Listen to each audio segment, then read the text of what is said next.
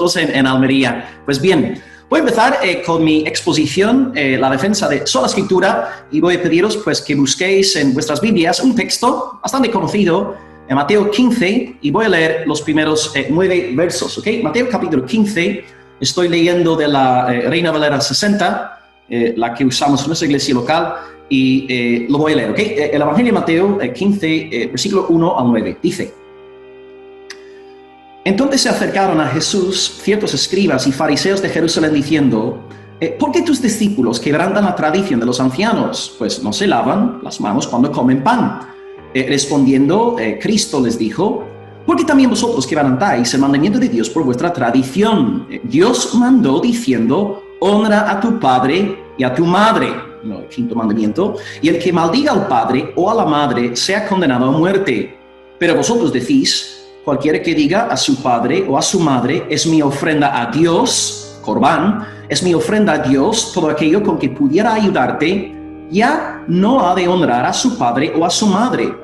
Así habéis invalidado el mandamiento de Dios por vuestra tradición. Hipócritas, bien profetizó de vosotros Isaías cuando dijo: este pueblo de labios me honra, mas su corazón está lejos de mí, pues en vano me honran, enseñando como doctrinas mandamientos de hombres. ¿Okay? Mateo 15 del 1 al 19. Bien, mi meta ahora es defender la sola escritura. Entonces, ¿por qué he escogido este pasaje? Pues antes de dar la respuesta, simplemente quisiera comentar algunas observaciones iniciales que podrían ser difíciles de entender para nuestros oyentes. En primer lugar, en el versículo 2, cuando se nos habla sobre la tradición de los ancianos, lo que tenemos aquí es un cuerpo de leyes leyes extrabíblicas que habían existido solo en forma oral y únicamente desde la cautividad en Babilonia en el siglo VI a.C. y luego esta tradición oral fue llevada al papel en la Mishnah a finales del siglo II a.C. Entonces lo que tenemos aquí en nuestro pasaje es un conflicto entre la palabra de Dios, la escritura, el Antiguo Testamento. Cristo está pensando, ¿verdad?, en las escrituras del Antiguo Testamento, y luego la autoridad de algo llamado la Mishnah, una tradición judía. Entonces tenemos aquí la escritura por un lado y luego una tradición humana por el otro. Y otro dato que podría, confundirnos es qué quiere decir Cristo con esta frase de cualquiera que diga a su padre o a su madre, es mi ofrenda a Dios, ¿no? Todo aquello con que pudiera ayudarte. Entonces, ¿qué pasa aquí? Es que algunos estaban utilizando una frase sacada de la Mishnah Corbán, es decir, decían que no tenían que ayudar a sus padres en su necesidad, claro, cuando sus padres ya dependían de ellos, y lo que hacían estas personas, tacañas, ellos decían: mamá, papá, yo no puedo ayudarte, no puedo sostenerte económicamente, porque yo tengo que ofrendar estas cosas que tú quieres para tu sostenimiento. Yo tengo que ofrendar estas cosas a Dios. Y según Cristo, de esta manera estaban anulando el mandato de Dios en el quinto mandamiento, ¿no?, de honrar a madre y a padre. Los fariseos habían aceptado esta tradición en la Mishnah. Entonces lo que tenemos aquí en este pasaje es un conflicto entre la escritura inspirada por Dios, la suprema norma de fe y conducta, y luego una tradición humana. Ahora bien, las tradiciones humanas no tienen por qué ser malas. No es malo lavarse las manos, no es malo ofrendar a Dios, pero sí es malo cuando estas tradiciones entran en conflicto con la suprema norma de fe y conducta, a saber, las Sagradas Escrituras. Pues bien, ahí tenéis un par de datos difíciles de entender para, los novatos o los que están leyendo la Biblia por primera vez, y ahora voy a explicaros por qué he escogido este pasaje. 3 razones. Razón número 1, he escogido este pasaje porque aquí está hablando Jesucristo, el Rey, ¿no?, de reyes, Señor de señores, la cabeza de la iglesia triunfante y la cabeza de la iglesia militante. Aquí tenemos la autoridad de autoridades, la palabra ontológica de Dios, la palabra encarnada de Dios, el Salvador Jesucristo. Número 2, he escogido este texto no solamente porque aquí está hablando Cristo, sino también porque, en segundo lugar, a nivel temático, Cristo, como Dios encarnado, la segunda persona de la Trinidad hecha carne, Él reconoce la autoridad de las Escrituras como la voz de Dios. Fijaos, ahí en el versículo 4, cuando Cristo dice, Dios mandó diciendo. Entonces Cristo acepta la Escritura como la mismísima voz de Dios, es la misma boca de Dios, por así decirlo. Entonces Cristo reconoce la autoridad de las Escrituras canónicas. Por lo tanto, no hay ningún conflicto entre la palabra encarnada, la palabra ontológica, Cristo, y luego la palabra escrita de Dios. Y finalmente, en tercer lugar, he escogido este pasaje. 1, porque está hablando Cristo. 2, porque Cristo reconoce la suprema autoridad de la palabra. Y número 3, ¿por qué? Porque cuando hay un conflicto entre dos fuentes de autoridad, a saber, una autoridad inspirada, dada por Dios, y luego una autoridad extra bíblica, según el Salvador Jesucristo, tenemos que hacer caso a la suprema norma de fe y conducta, porque la Biblia es la autoridad de autoridades al ser la palabra de Dios. De nuevo, esto no quiere decir que sea malo lavarnos las manos. Yo antes de conectarme aquí hoy me he tomado un té, me he lavado las manos, me he puesto perfume, me he puesto guapo, ¿no? Pero claro, esto no es malo, pero lo malo es que hay un conflicto aquí entre la autoridad de Dios y luego una tradición de hombres. Y Cristo nos enseña, si se da tal conflicto, pues tenemos que escoger las Escrituras. Pues bien, ahí tenéis las 3 razones. Bien,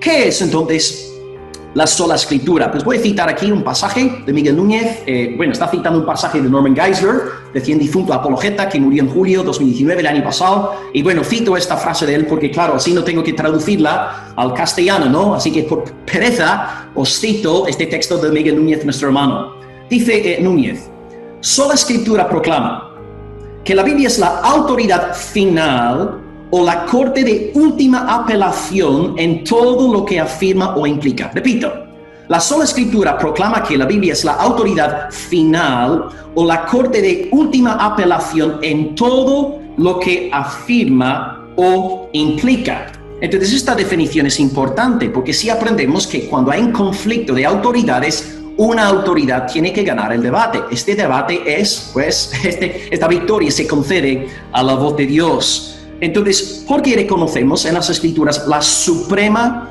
autoridad? Porque la Escritura es de Dios. La Escritura, según dice Cristo en nuestro pasaje, es la propia palabra de Dios. Y podría acabar, pues, con una cita muy conocida que seguramente vamos a comentar hoy en nuestro debate.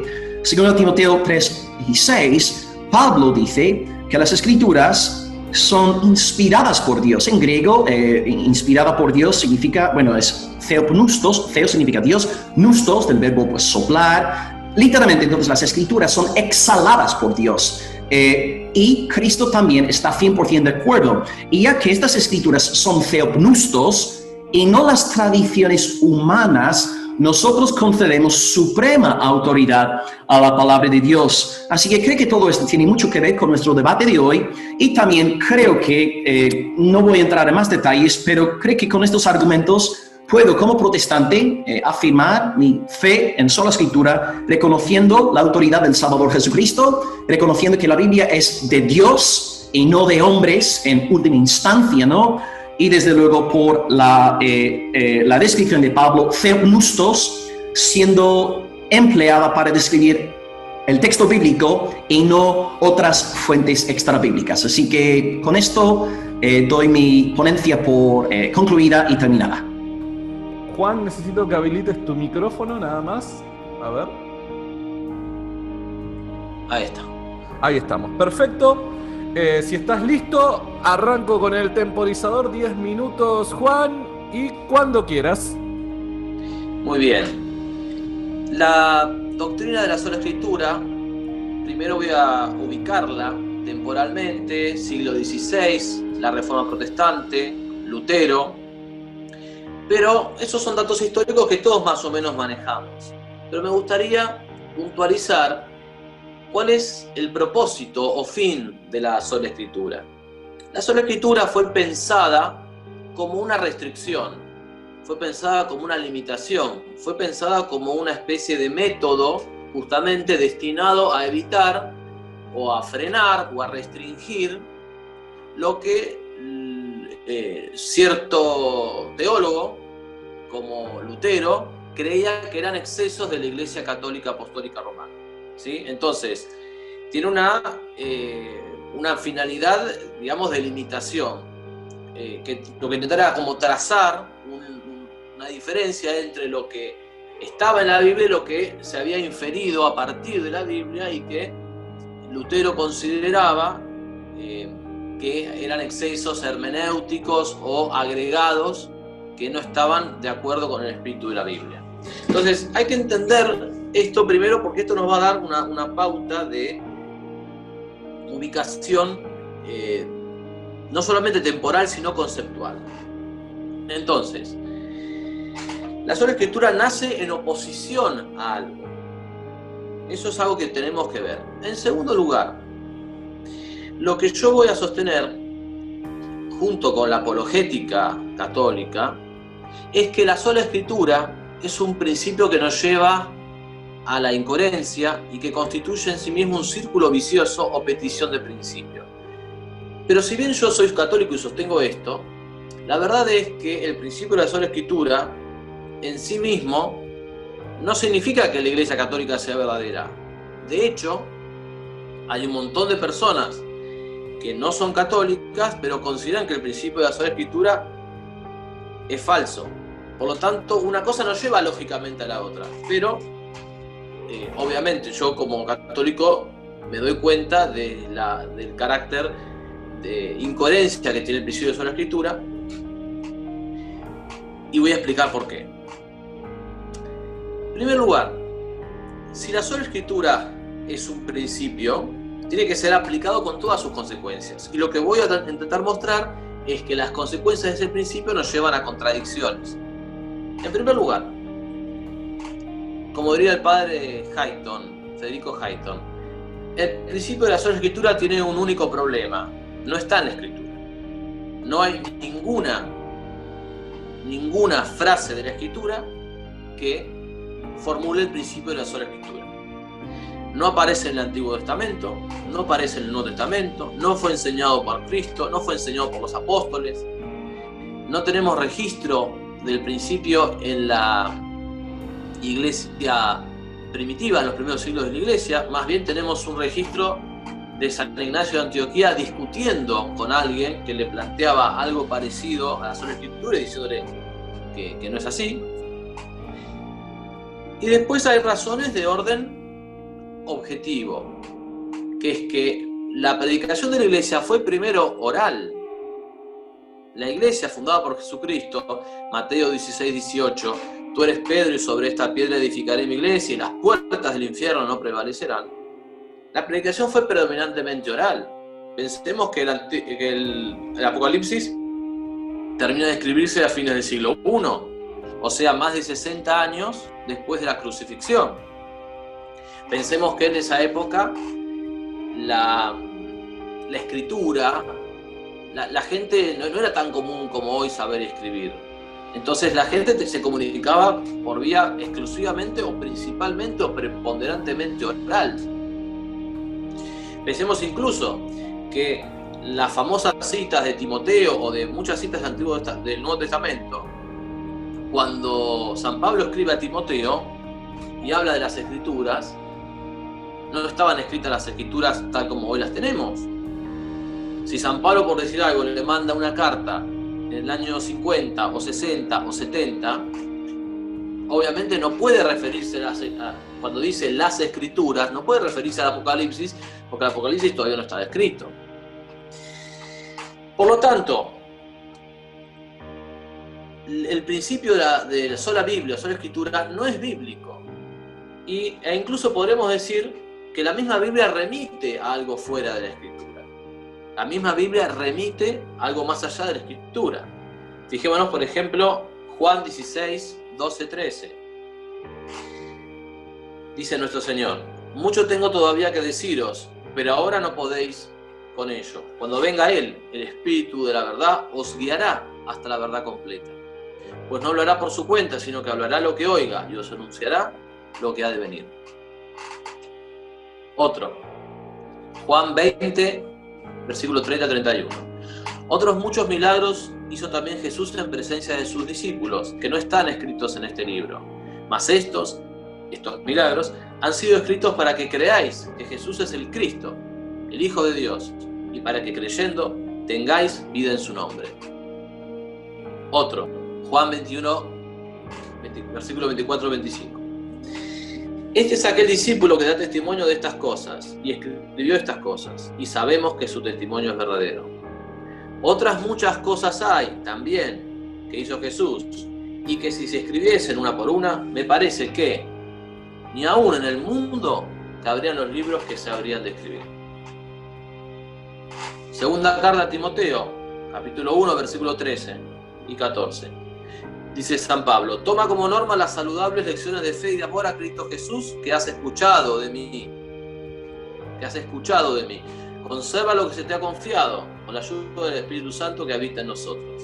Es decir, acá tenemos una cuestión muy importante, que es la tradición. Es decir, la tradición, lo que se transmite, no es solamente lo que la palabra escrita, es también la palabra oral la que se transmite. E incluso San Pablo dice que esa palabra oral hay que conservarla, que se nos ha confiado, con la ayuda del Espíritu Santo que habita en nosotros. Dice también en segunda carta a Timoteo, capítulo 2, versículo 2, lo que oíste de mí, y está corroborado por numerosos testigos, confíalo a hombres responsables que sean capaces de enseñar a otros. Por eso la tradición supone un doble elemento, supone la capacidad en el que da y la capacidad en el recipiente. Finalmente, para ir terminando la primera parte de la exposición, aunque vamos a volver sobre estos argumentos, las escrituras por sí solas no pueden decirnos qué cosas son escrituras. No pueden decirnos: tienes que usar Génesis, tienes que usar Éxodo, tienes que sumar Deuteronomio, Proverbios, Salmos, Jueces, Nuevo Testamento, Antiguo. Eso nos dice una autoridad que está fuera de las Escrituras.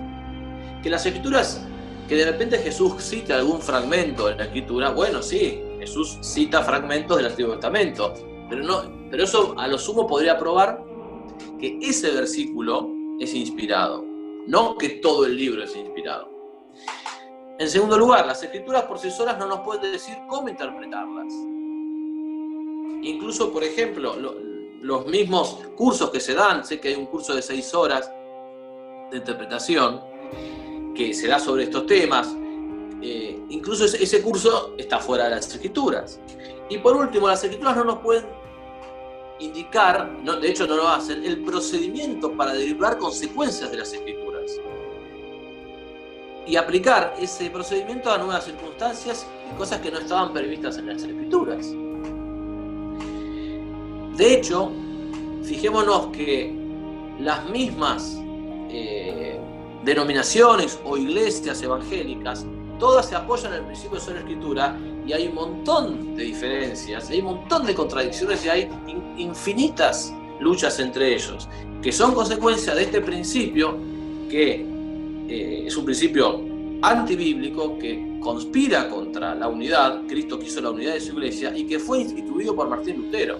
Entonces, siglos después de este hombre, nosotros tenemos que desandar pasos con la mejor voluntad, porque yo sé que los tres tenemos la mejor voluntad y los que nos están escuchando también, desandar pasos y de una vez por todas dar por terminado el principio de sola Escritura, que ha llevado a la contradicción y a la dialéctica de la oposición infinita.